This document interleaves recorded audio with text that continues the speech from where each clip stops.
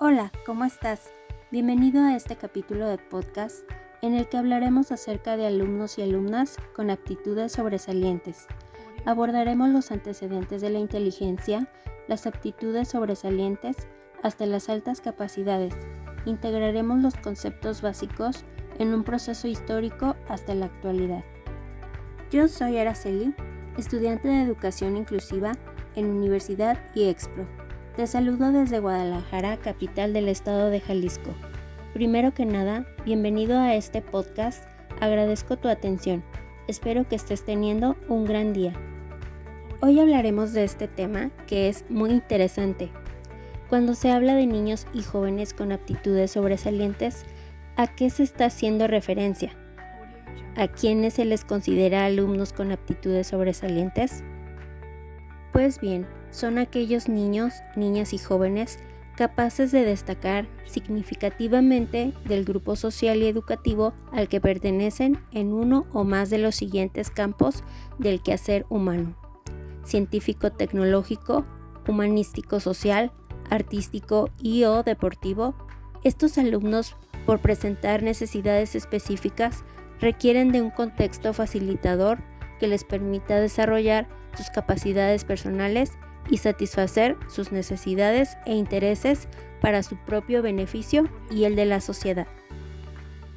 Como primer punto, la inteligencia ha sido a lo largo de la historia el criterio más utilizado para definir e identificar a las personas superdotadas. Su rasgo más común es su elevado nivel de inteligencia, por lo que parece lógico explicar la superdotación, básicamente como un estado intelectual. A pesar de ser la capacidad humana más investigada, no se ha conseguido unanimidad en la definición, e incluso ha habido varias controversias. El concepto de capacidad intelectual ha evolucionado. La inteligencia inicialmente fue concebida como un factor o habilidad innata, fija, general y abstracta, o como una energía mental necesaria para realizar tareas. Se le considera independiente del medio ambiente. Su expresión no tenía nada que ver con la educación, experiencias y valores culturales de la persona. Varias teorías de la inteligencia tendían a considerar el funcionamiento cognitivo del individuo aislado del medio sociocultural, en el cual su intelecto se estructura, se manifiesta y desarrolla. Por tanto, no tomaban en cuenta los aspectos socioculturales en la formación de las dimensiones intelectuales.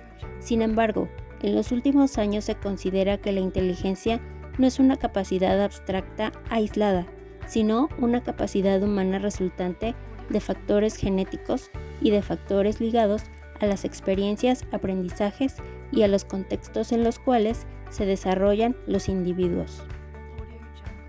La inteligencia es una variable compleja, que se construye en parte socialmente y que se tiene interdependencia con otras variables no necesariamente cognitivas: motivación, sensibilidad social, experiencias específicas, habilidades personales, intereses, aspectos socioculturales, etc. Pero ¿y entonces? El cociente intelectual, conocido como CI, ¿es lo que determina la inteligencia de un niño e identifica a los niños de altas capacidades? Pues amigos, la respuesta es no. La puntuación del CI de una persona no nos da la medida de toda su inteligencia. Howard Gardner, uno de los autores más citados en la actualidad en el área de inteligencia, nos muestra que en realidad tenemos por lo menos 8 inteligencias diferentes, y nos diferenciamos por el nivel del desarrollo y la configuración particular, derivada de la dotación biológica de cada uno, de su interacción con el entorno y de la cultura propia en su momento histórico. Las combinamos y las usamos en diferentes grados de manera personal y única. Aquí hablamos de inteligencias múltiples. Esta visión multidimensional nos da una imagen mucho más rica de la capacidad y del potencial del éxito de un niño que la que nos ofrece solamente el cociente intelectual. Lo que evalúan los tradicionales tests de inteligencia es la capacidad de aprendizaje de un niño, su capacidad para el triunfo escolar, es decir, solo valoran una pequeña parte del talento y la habilidad humana total. El talento y la habilidad humana son mucho más amplios y de naturaleza más diversa de lo que nunca supimos. El CI no mide toda la inteligencia, por lo que ese dato por sí solo no será suficiente para identificar a niños de altas capacidades. Sin embargo, hoy en día sigue siendo importante en la valoración porque nos indica la capacidad y el ritmo de aprendizaje de un alumno, es decir, la necesidad de una enseñanza adecuada para él. En este sentido, podemos decir que la escuela, a través del proceso educativo, debe ser el medio que proporcione al niño la adquisición de conocimientos y habilidades que le ayuden a descubrir y a desarrollar sus capacidades potenciales, así como el sistema educativo debe proporcionar una educación que prepare al alumno para la vida, desarrollando todos sus talentos. Los antecedentes: el marco jurídico y normativo, pues en nuestro país han suscrito diversos convenios internacionales y nacionales para promover la atención educativa de las personas con necesidades educativas especiales, entre los que destaca la Conferencia Nacional Atención Educativa a Menores con Necesidades Educativas Especiales, Equidad para la Diversidad, celebrada en Huatulco, Oaxaca, en 1997, a la cual asistieron representantes del CENTE y autoridades. En esta reunión se firmaron acuerdos fundamentales para la construcción de una educación que responda a la diversidad. Existen instrumentos internacionales en materia de discapacidad que han tenido repercusión de carácter jurídico y en la definición de políticas en México. En nuestro país se cuenta con un marco legal que establece los retos que el sistema educativo nacional debe enfrentar. Como sabemos, así lo señala el artículo 3 de nuestra Constitución Política Mexicana. Hablemos de la atención a la población con aptitudes sobresalientes en México. A mediados de los 80s, en México se despierta el interés por el estudio de individuos que llegan a manifestar un promedio mayor al nivel medio-alto de inteligencia o que tienen habilidades, talentos y facultades extraordinarios. La Dirección General de Educación Especial de la Secretaría de Educación Pública durante varios años se dio a la tarea de adaptar y estandarizar pruebas psicológicas para diagnosticar, entre otros, a alumnos con inteligencia brillante y a quienes se les reconoce como personas que requieren atención especial por su posibilidad de distinguirse debido a su creatividad, su capacidad para analizar, resolver problemas y plantear nuevas alternativas de solución. En 1986 se inicia en México la implementación de modelos educativos específicos, entre ellos el modelo de atención a niños y jóvenes con capacidades y aptitudes sobresalientes. Se han utilizado programas y modelos educativos.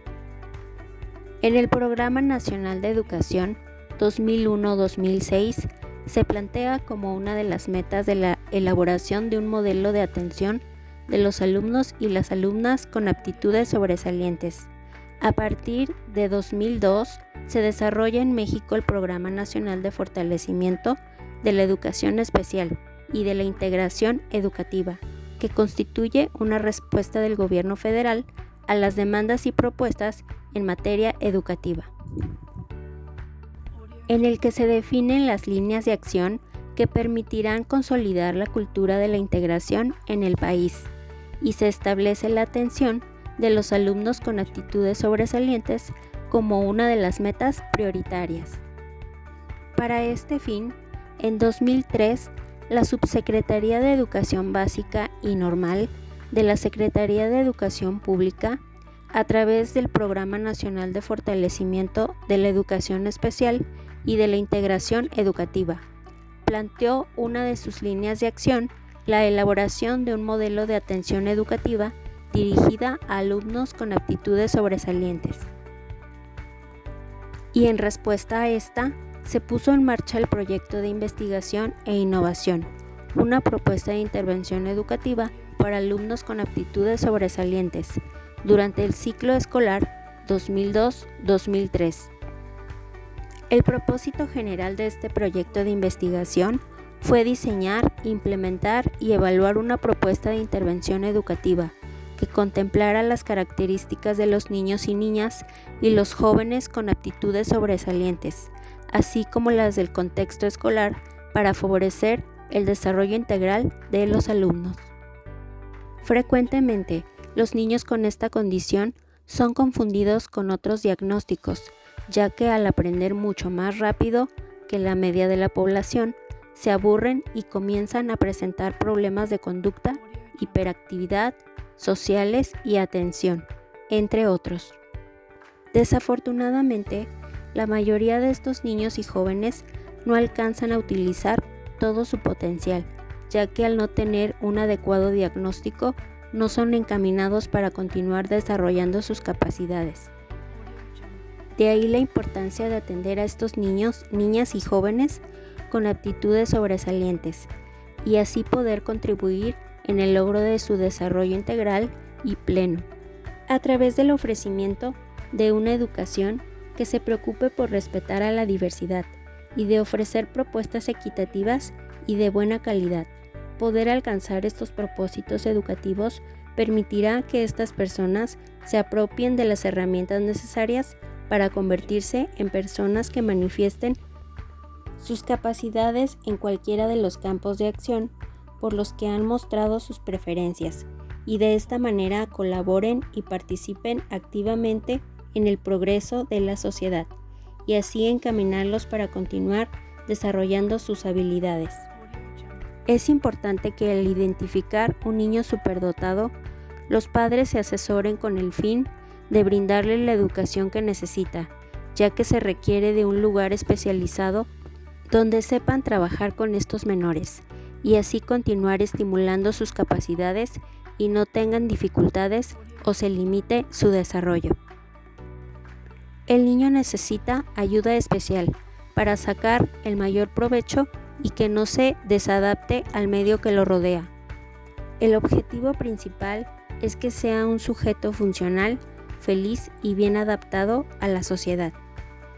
Actualmente en México existen centros especializados para la atención a niños superdotados, en donde se orienta a las familias y se trabaja con los menores de acuerdo a sus necesidades, buscando alcanzar su máximo potencial, respetando su desarrollo emocional y social.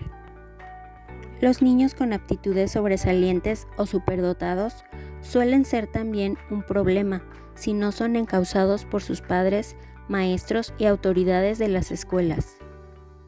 En los programas de niños con necesidades educativas especiales, solo se centran en aquellos que presentan problemáticas en los aprendizajes de rezago educativo. Sin embargo, en estos programas también están inmersos los sobresalientes, destacando que a estos alumnos no se les presta atención, conllevado que posteriormente se conviertan en problemas para el maestro, sus compañeros de clase y en sí para toda la escuela. Los superdotados desarrollan una serie de habilidades que suelen ser inusuales para su edad y que si no se identifican a su debido tiempo, no podrán potenciar esas aptitudes. Caso contrario, producirá un estancamiento en su desarrollo intelectual. Se puede producir un desajuste entre la esfera intelectual y las otras facetas de la personalidad, debido a un proceso acelerado de la madurez mental, lo cual implica que su desarrollo emocional y social no sea como el resto de los niños. Es obvio que las necesidades educativas de estos niños no son las que corresponden a las propias de su edad.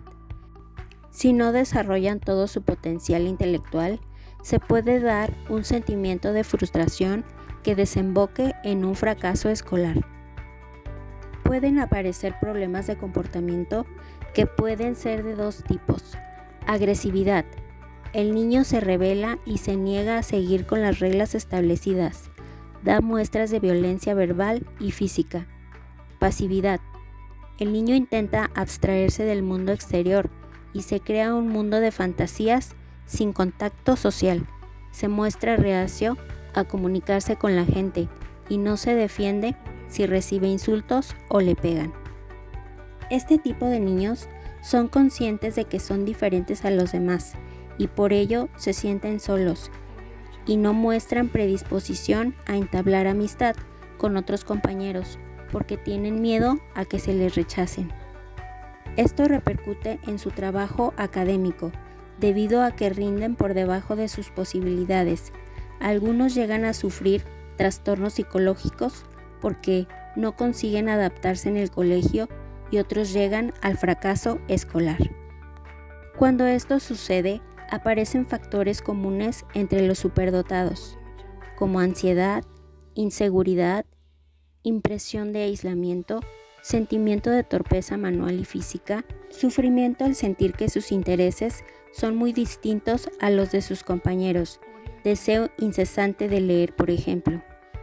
Estos rasgos se acentúan en proporción a su grado de habilidades intelectuales. Los problemas más graves suelen aparecer a partir de los 11 años. En esta etapa los síntomas más evidentes son falta de esfuerzo o interés por hacer la tarea o trabajar en clase, mal comportamiento, baja autoestima, actitud negativa en la escuela. Los profesores de este tipo de alumnos se sienten amenazados porque poseen elevada observación crítica, una alta capacidad analítica y una marcada incredulidad que les obliga a cuestionarlo todo. Se suelen adelantar a las explicaciones del docente porque necesitan un ritmo de trabajo superior al que les marcan. Su hiperactividad es una molestia en el aula. El profesor no sabe cómo afrontar las inquietudes de estos alumnos. Su tiempo de atención es limitado y esto los hace inconstantes para terminar las actividades. Sienten un aburrimiento permanente y necesitan ser incentivados en forma continua. Poseen una marcada capacidad de liderazgo y sus reacciones suelen ser muy energéticas, lo que en ocasiones provoca un efecto de dominio sobre los demás. Tienden hacia la búsqueda de la libertad y sienten gran tendencia hacia la individualidad.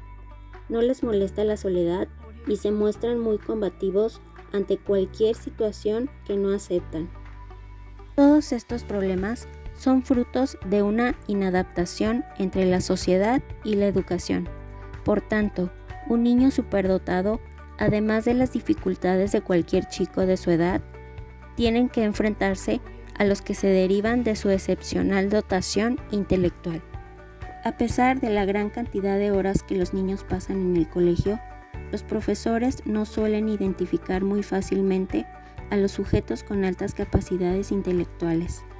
A nivel mundial, solo el 50% de los niños superdotados son identificados por los profesores. Esta cifra pone de relevancia la formación insuficiente con la que cuenta el docente. Este hecho de que no detecten a los superdotados perjudica a este tipo de niños porque no reciben una educación apropiada a su capacidad intelectual. Al no aprovechar todo su potencial, se acaban aburriendo, desinteresándose por sus estudios e incluso abandonándolos.